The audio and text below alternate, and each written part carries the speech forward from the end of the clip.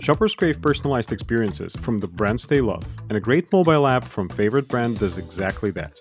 And that is where you need IMSHOP. Fast launch with any e-commerce platform, utilize advanced loyalty programs, retain customers with community, improve conversion with content, assist your customers anytime. Best thing about IMSHOP, you can launch a fully functional mobile app with all the benefits in just 6 to 8 weeks due to ready integrations. Join many retail leaders who already use IMSHOP. IMSHOP.AI, apps for e-commerce and retail. Hey, hello everybody and welcome to the podcast. My name is Filip Lobkowski, I'm the host of the show, and today we're going to be talking about retail again. Well, that's the Omnichannel Retail podcast. So today I have a very exciting guest for you. Flora Delaney, who is the founder and head of Delaney Consulting and also author of many books on retail, several books on retail that I've personally read. And they were like one of my books that I keep on the table all the time to get back to. But without further ado, Flora Delaney. Hi, Flora. Thank you very much for joining us today. Oh, thank you very much. It's a pleasure always to talk to you. Thank you. Yeah, we actually had an interview a couple of years ago, and but the world really changed, and the technologies and everything changed since then. So, what can be a better time to make a new interview and to discuss those timeless topics? Yeah, I mean, I like to think that there's a certain amount of retail that is timeless and stays the same. But yes, you are right. A lot of things are changing, and it seems like about every 3-4 months, there's a new revolution in retail. Oh yeah.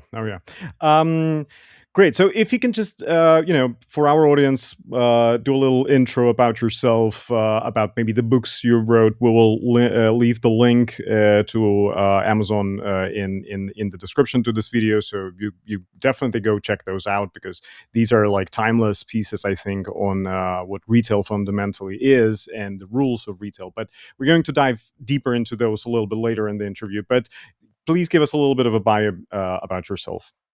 Sure. Thank you. I'm Flora Delaney. I am the president of Delaney Consulting, and we work really hard with retailers as our clients to try to translate, their big strategies into what's actually happening in the stores, on their website, and at the shelf. My work really focuses heavily in space planning, merchandising, assortment optimization, and range planning, and really the operational discipline that stores and retailers need to make modern retail work. I'm the author, like you said, of several books, including Retail, the Second Oldest Profession, which is the one you're referring to, and a couple of books on space planning. Because there really have never been any books to really try to explain that discipline and practice. But overall, I think I spend most of my time helping retailers close the gap between what they've planned and what actually happens in the store. Oh yeah, and we know that these might be very different things. Indeed. Yeah. Okay, so in your books and in your interviews, you speak about like timeless retail principles a lot, and I think that this is a very interesting topic today with everything changing as we just discussed. Like, what are the biggest challenges retailers are facing these days regarding those timeless principles, as you call them in the book? Yeah, thank you. Well, the timeless principles always sound so simple, right? Mm-hmm. Customer service, merchandising, pricing, operations. But it's the scale that makes them hard, and the consistency and the discipline to have it every single day, every single store, every single shopping encounter, right? And I think the speed of change is causing a real distraction for retailers. There are tool proliferations everywhere, and every solution provider says, I can give you confidence as retail leaders that this is going to solve all your problems. And, there's a lot of retail leaders who are leaning hard into AI. But what I see is, despite decades of trying to bang this drum, I still see that retailers are as siloed as ever. And because retailers live inside that world. They don't see it like the fish who doesn't understand it's in a fish tank. I come in from the outside, I bring that objective view, and right away, I feel like my perspective kind of starts to say, wow, you have developed these reward systems and processes and teams that really just act in the best interest of their own functional areas and not necessarily in the best interest of shoppers or the organization as a whole. So this might be a hot take, but like when you ask me what are some of the biggest challenges, I think to some degree it's this in that the merchants and the retail instinct is to some degree, I think, possibly being diluted by dashboards. And I see merchants who have less of an understanding about who their shoppers are and working with suppliers that have a really interesting cutting edge innovation and saying, wow, I think this is going to really meet my shoppers' needs and make my retail brand stand out because I'm going to have something really different, a new way of talking to the customers. Instead, what I think is happening is merchants are more and more incentivized to not take risks. And I see increasingly that the merchant role, the category manager role, is increasingly an administrative job.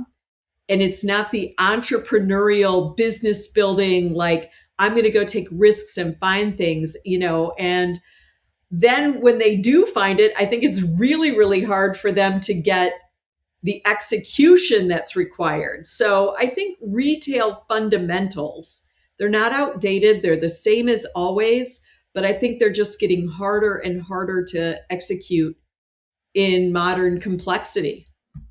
Interesting, and it sounds a little counterintuitive because you would think that with all of the technologies that we have today, with AI especially, it should be simpler. It should point you in the direction of the right solution, of the right decision, more often than not.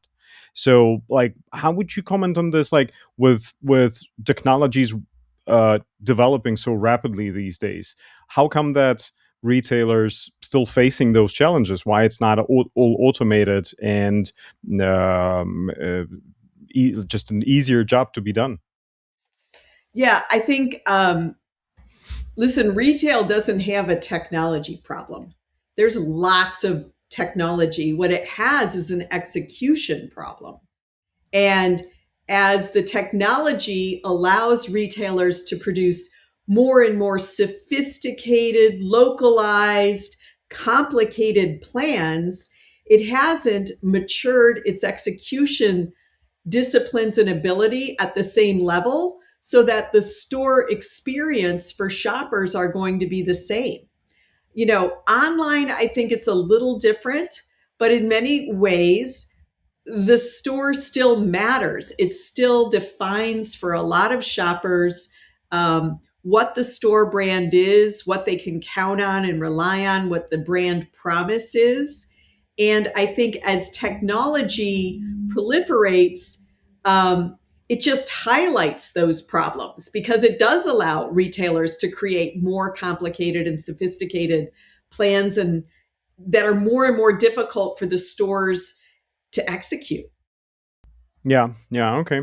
And I remember like 10 plus years ago, there was some conference somewhere like NRF or something like this. And there was the first slide. So there was this person whose opening slide was Omnichannel is dead.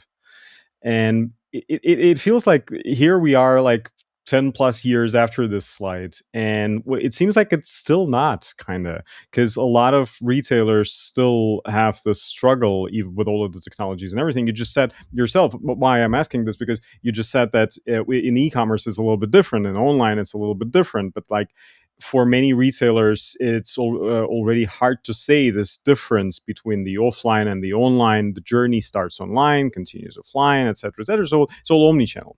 What do you think about this omnichannel experience? Is it already like a battle that is behind us as retailers, or this is still going?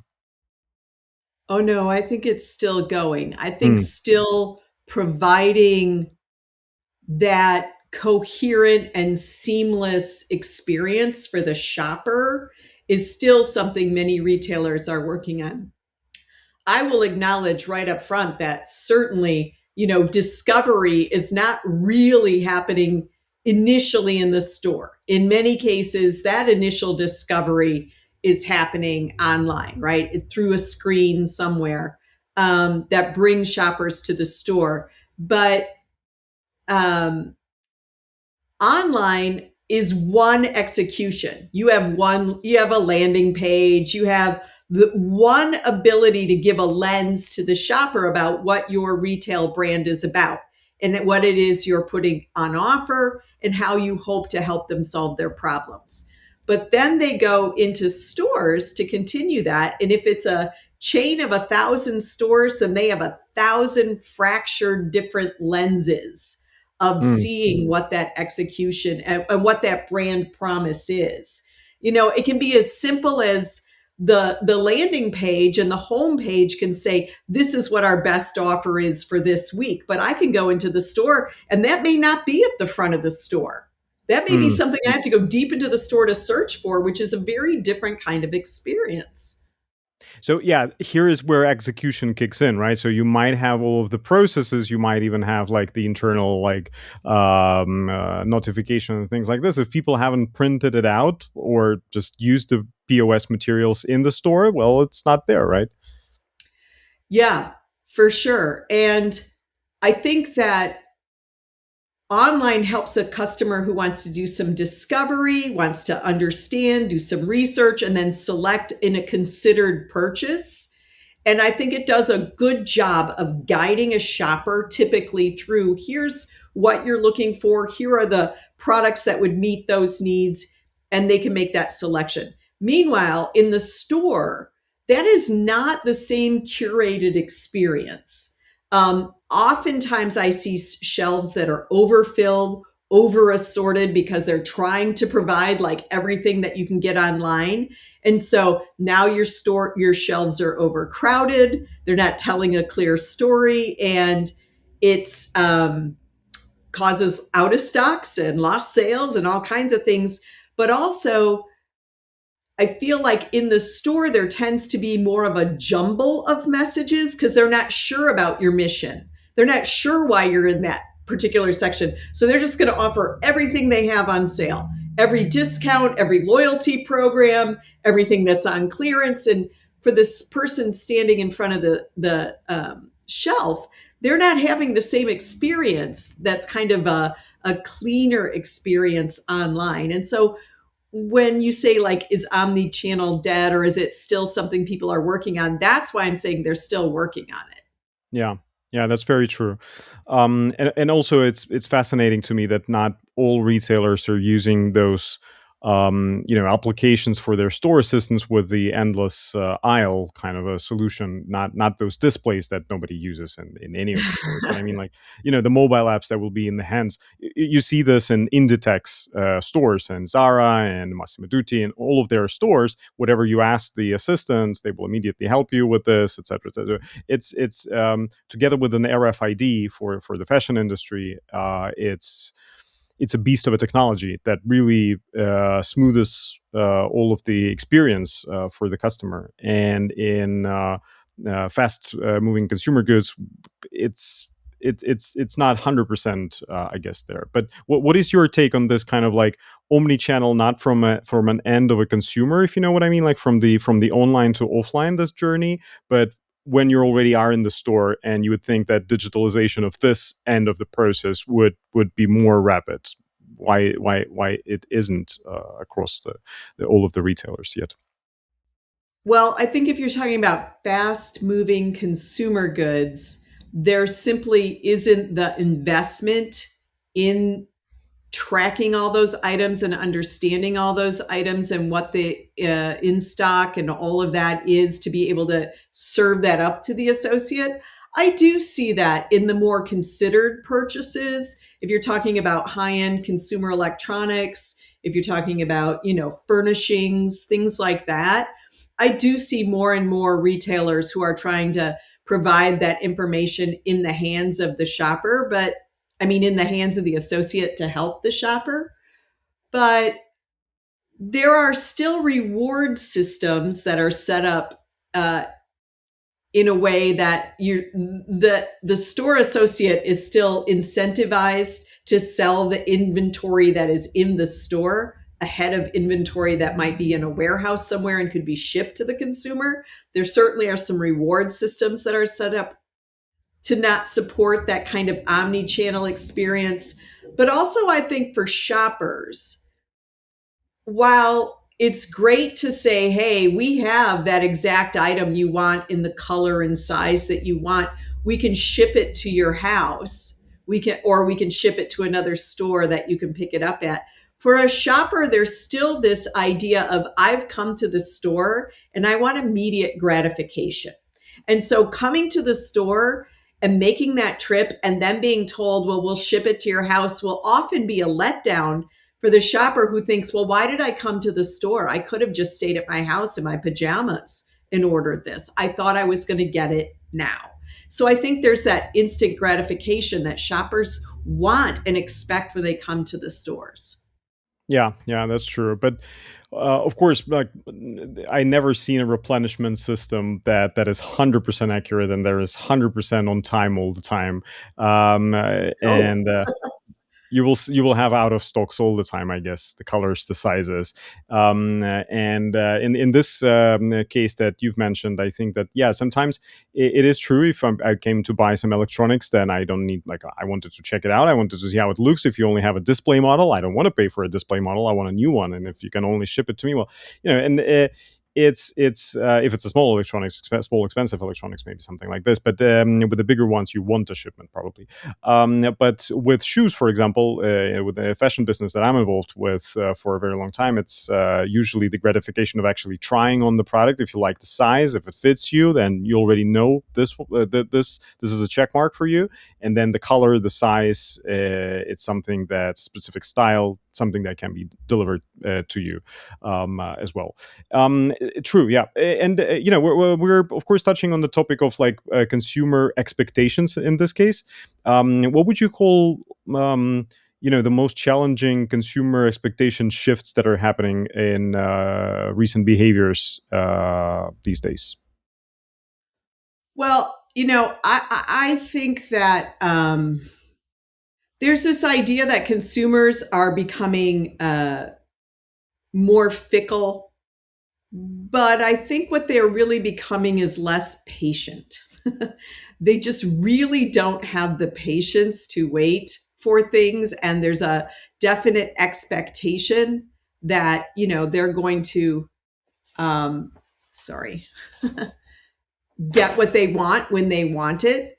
And the online experience has led them to believe that if I don't find it here, you're just a click away. I don't have to drive somewhere. I don't have to go anywhere else to find what else I want.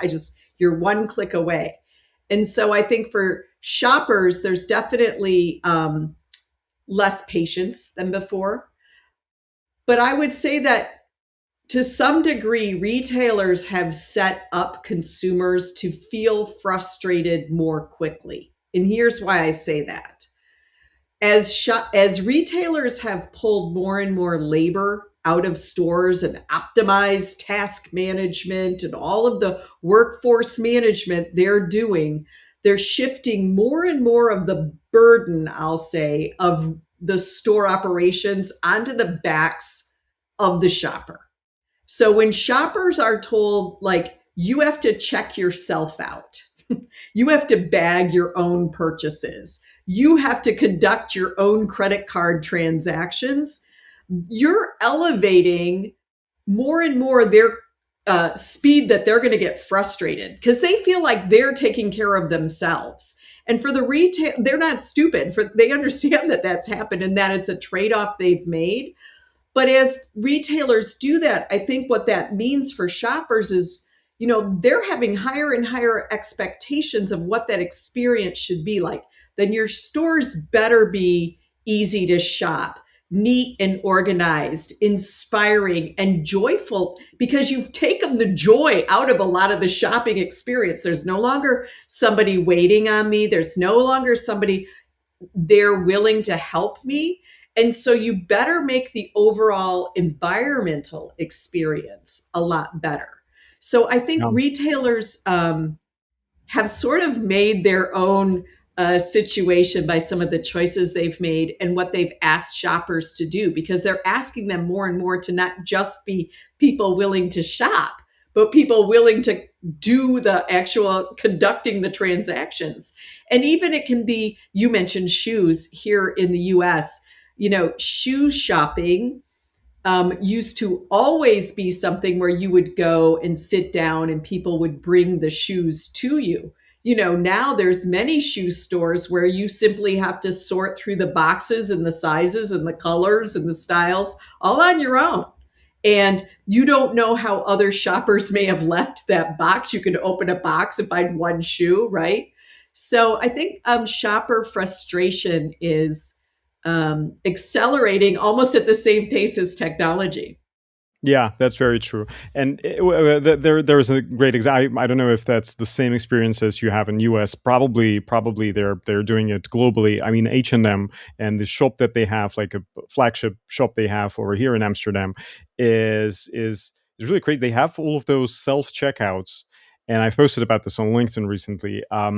They have those self checkouts, and they would have people on the floors, like assistants, who would just stand next to you, and whenever you have a question, they will help you check out yourself. And you cannot help yourself wondering, like, okay, so I'm checking out myself. There are two or three guys hanging around, just looking at me and saying, "Oh, you're doing it wrong." Okay, sorry. So it is kind of funny. But do you think that like retailers these days are really over complicating the strategy and completely overlooking the basics, like back to this timeless retail principles question in the beginning? Yeah, I definitely think that the gap between the strategy that a retailer has and their ability to execute is widening. I Hmm. really do, because I think that there's so much technology helping them create these complicated strategies and programs that I don't feel like retail typically fails because the strategy was wrong as much as the stores never caught up to the strategy. Hmm. And, retailers have more data and more tools and more dashboards than ever before at corporate. But in some ways, I think they are actually, at least what I find here in the US, is they're operationally a little less disciplined than they were even 10 years ago. Because there's really been no significant change in the amount of turnover at stores. They're still churning through people very, very quickly, and they're still having a hard time getting a management team that's stable with the training and support they need to lead this constantly churning workforce to provide the right consistent experience to shoppers. You know, in many ways, like retail doesn't change, right? It's right product, right store, right space, right price, right time. Like we all know those like adages about how to do it. Um, and the technology that's getting applied is really just exposing all of these executional weaknesses rather than fixing them. I think there's really good ideas. I think there's really smart people trying to figure out how to make retail better. But there isn't a lot of focus on the kind of that last mile or even really that last 3 feet, right? And so I think that retailers can be trying to overcomplicate their strategy without acknowledging what their stores and what their entire operation, I'm focusing on stores, but even supply chain and all of that can really execute. Yeah, it's very true. And I couldn't stop thinking about what you said in the beginning with the um, discovery increasingly starts online these days. and you're writing a lot about store planning and store floor planning. What do you think are what do you think retailers should do in an age where discovery significantly starts online, and then you have a different type of consumer who is coming already prepared, who knows the technical specifications of the product, who think they know what they want, and how does that affect all of the basics that basically you wrote your books about? Yeah, for sure. Like I said, discovery really starts usually on this at a screen, but conversion, unless they're ordering online, still happens in the square footage inside the four walls of the store. And online shifts how shoppers arrive and what stores are expected to do, right? They still need to inspire and to deliver on creating a place that shoppers feel proud of spending their money there. But when I think about what retailers need to do, especially with regards to space, to me, space is still the most underleveraged strategic asset that a retail chain has. They are working so hard to optimize inventory investment, inventory turns, supply chain, squeezing days out of the supply chain, making sure that every 15 minutes of folks working in the stores are on the right thing. But yet, store space allocation just seems to erode year after year. Really doing the difficult and sometimes expensive work of making sure that the stores reflect current shopping patterns, what the retailer needs it to do, just doesn't seem to be an investment a lot of retail executives want to do. And I think to some degree, it's because these retail executives might be in place for 18 to 24 months in their position. And so advocating for an initiative to improve the fleet of stores that might take 3 to 5 years to actually have full payout. What's my incentive to do that if I'm an executive who's only going to be in my role for a couple of years?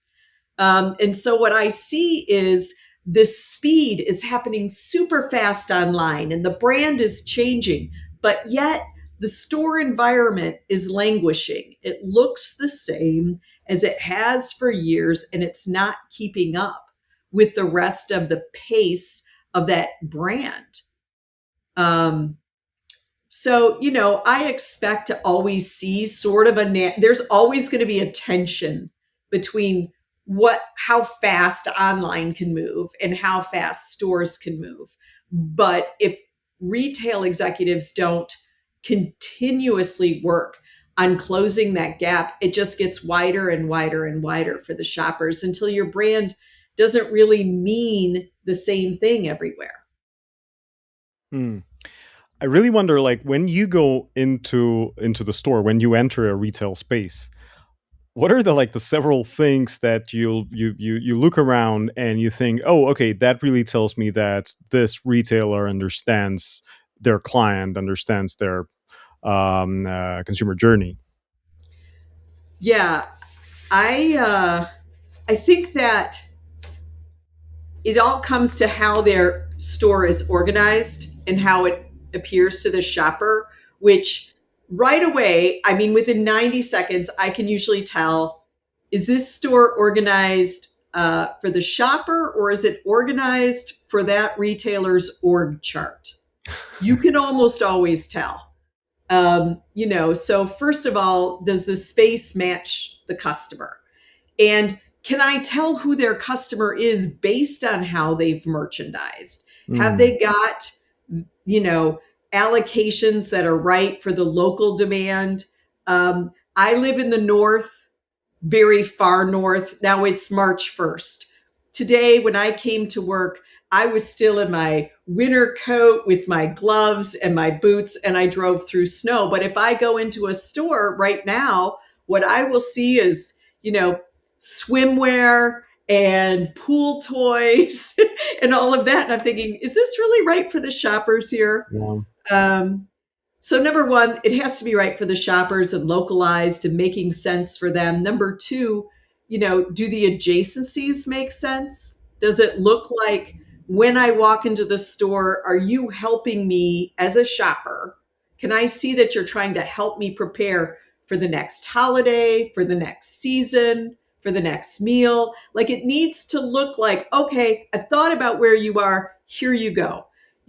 And if I stay on my little story about living in the winter, like you should make my mission easy to understand and make me want to spend more money. So, right now, what I was thinking about this morning as I was driving to work was, boy, I really need to clean this car. This car is like covered with salt and dirt and everything from all winter. And I want to go to the store and I want to go buy everything I need to like really clean and do my spring cleaning of the car. So I should be able to go to a store and I'm not just going to see like sponges and some, cleaners, but there should be chamois cloths and air fresheners and everything I need to do that. And if you've given me all of that, I'm probably going to buy more than I was originally thinking just to clean my car, right?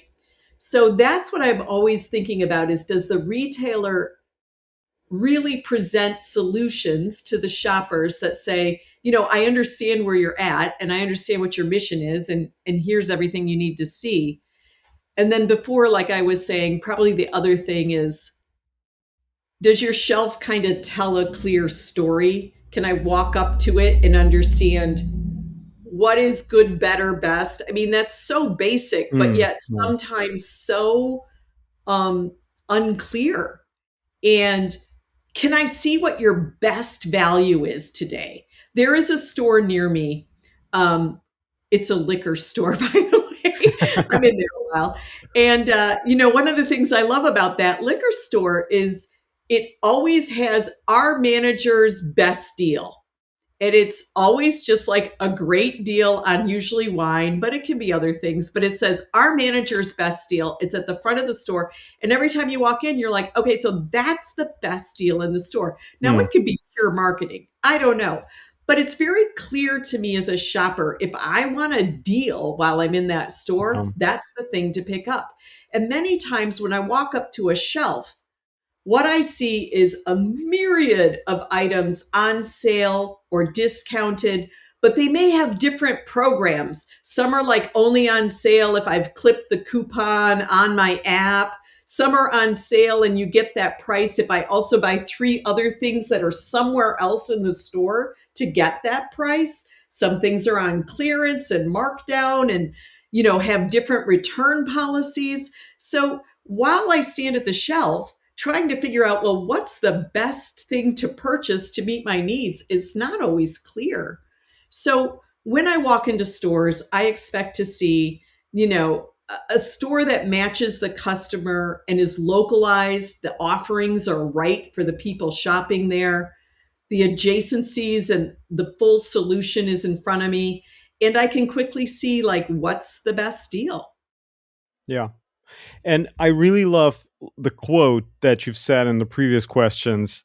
Um, like shoppers should be proud of buying in this store. That's I think that folks over there who are listening, reviewing this podcast, think about it. Like being proud. Are you being proud of buying in your own store? Like how would you make you how this experience would make you feel? And proud, I think, is a very important thing because, like, back to the basics of marketing. What's the quote there? Like we are what we're shopping. So if you're buying a Harley Davidson, that tells something about you. You're buying to send a message, to make a statement of like who you think you are by owning this. Like, does your shop experience send that kind of message? Does it make you proud of shopping there? I think that this is a brilliant quote and really a lot to unwrap here. And I also love the idea of mm, what we usually call in, like, when we do the customer journey maps, jobs to be done framework. And I think that this jobs to be done framework is usually rooted in, like for shoes, for example, like do we have jogging shoes? Do we have everyday, like your average brown shoe? Do we have, a sports shoe, a running shoe?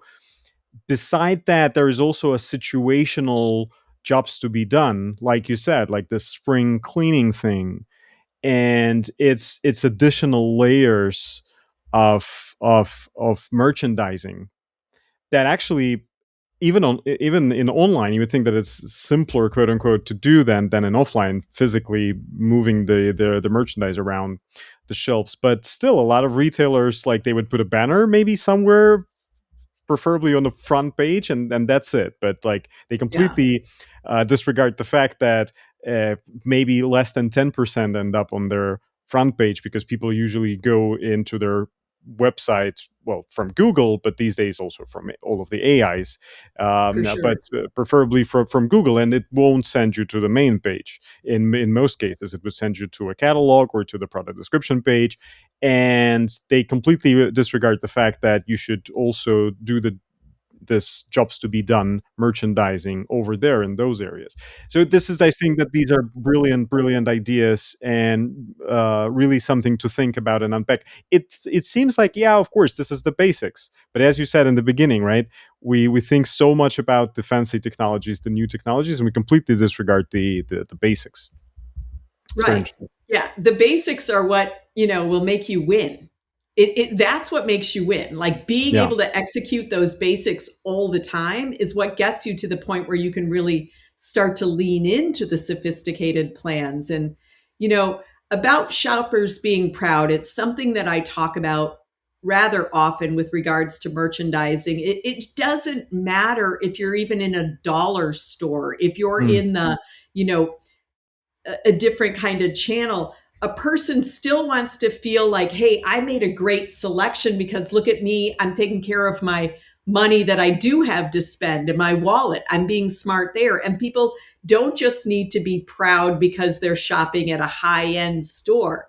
Pride is different things for different shoppers. And when you understand that, you realize that it doesn't matter. You still need to have a clean store, an organized store with friendly associates for people to feel proud that this is where I shop and this is where I feel comfortable and I like shopping there. It's a very old fashioned way to think about running a shop, but it is one that makes a difference and drives all those relationships that we're trying to get with customers by putting loyalty programs and points and stuff in their hands. In the end, we just want to build a relationship with those shoppers, and that's a very basic way to do it. Yeah.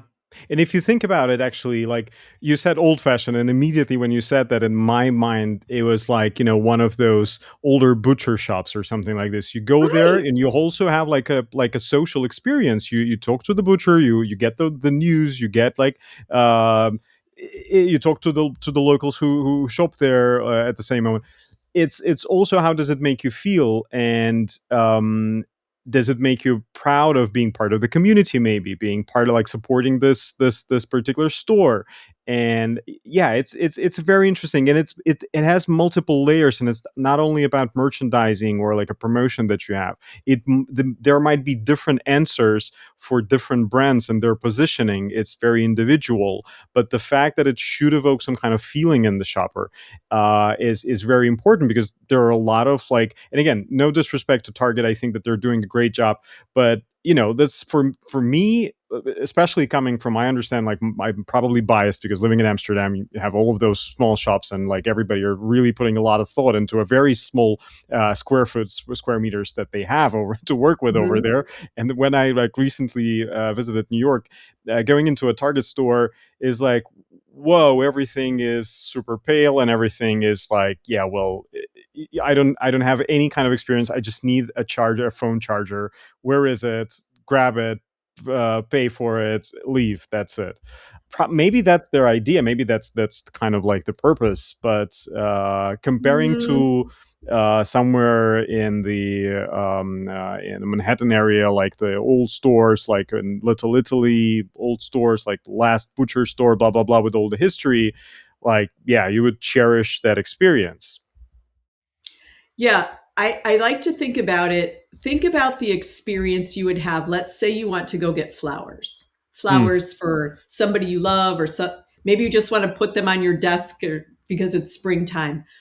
When you walk into a flower shop and the person working behind the counter says to you, "Hey, I just got these in. They're very mm, fresh. yeah, These will last." You think to yourself, "Oh, you're taking care of me.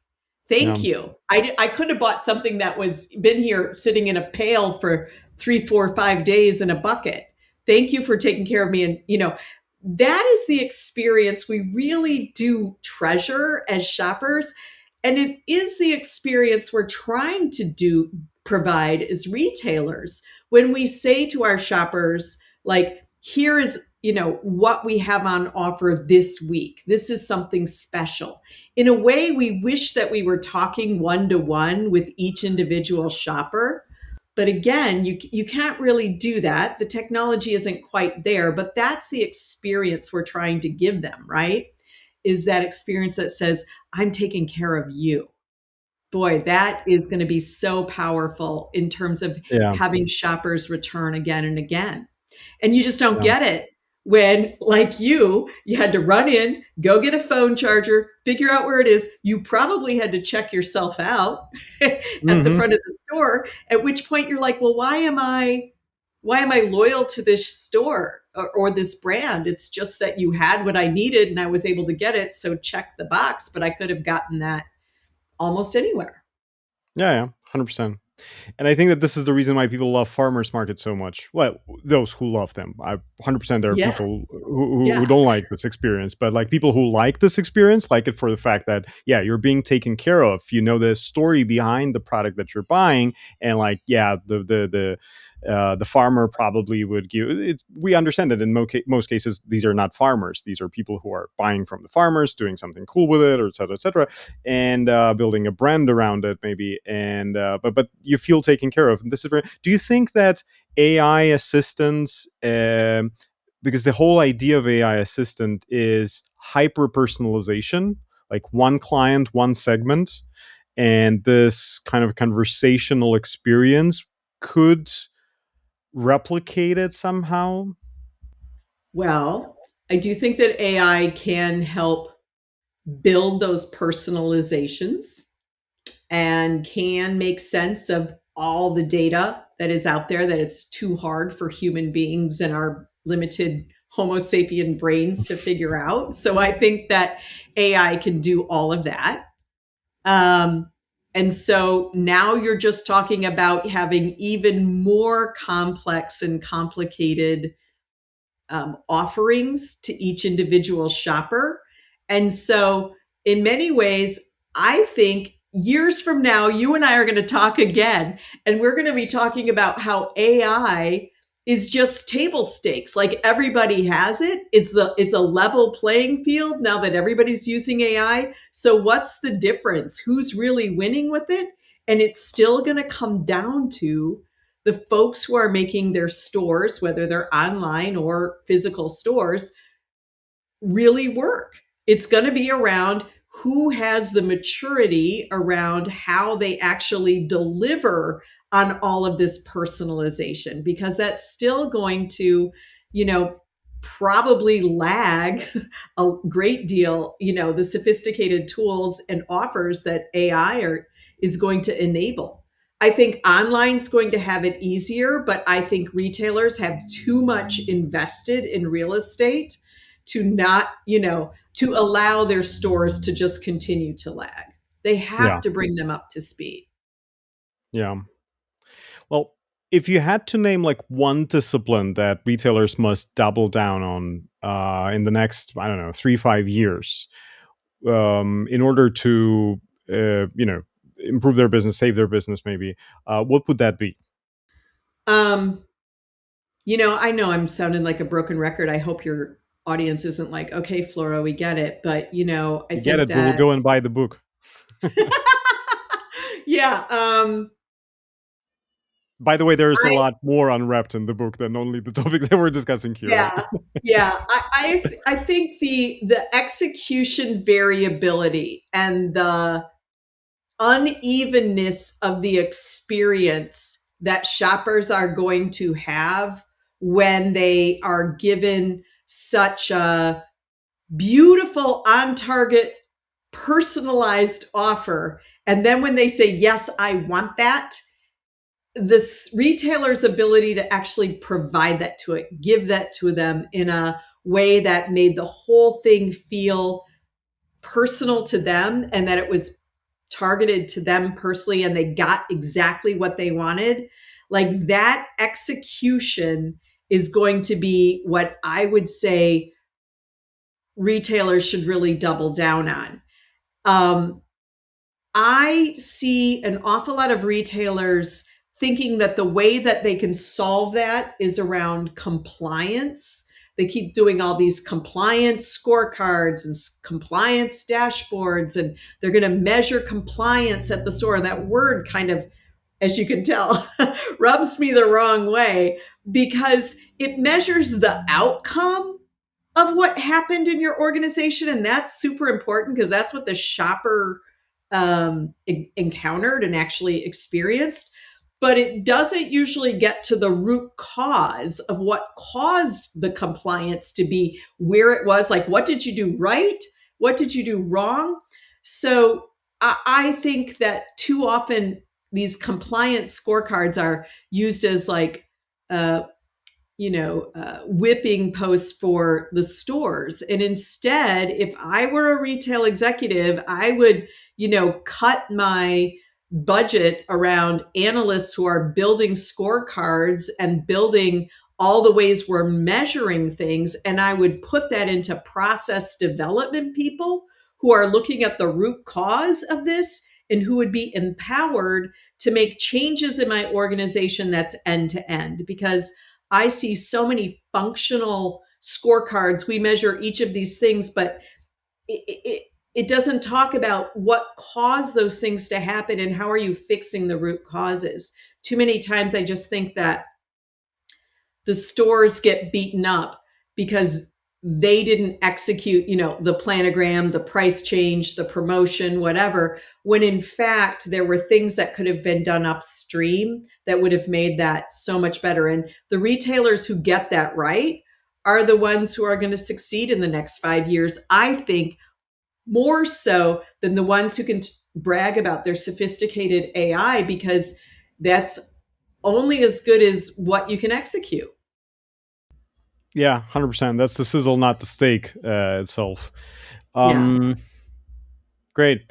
Flora, thank you very much for your time. And I love thank you very talking much to you, for. Philip. Thank you. So, as I said, we're leaving the links to your book in the description below, and go check this out. And I think that this will be one of your all-time favorite retail books if you haven't read it yet. So, yeah, very interesting. A lot of thoughts for myself as well to keep thinking. I cannot get this quote of like, being proud of shopping in the store out of my head, and I would definitely think of this longer, and maybe something new for our business will come out of this. Thank you. So it's been a really pleasure. I'm reminding everybody that please hit the like button if you like what we discussed today. Subscribe to our channel. Every week we're trying to have interviews with people who are influencing retail and omnichannel business. And shout out to our sponsor, IMSHOP.AI. They're doing the best mobile apps for retailers. And by the way, those apps that are used in the stores by the store assistants, they also make them. Thank you, Flora. Thank you. Thanks again. Thank you, everybody. Bye-bye.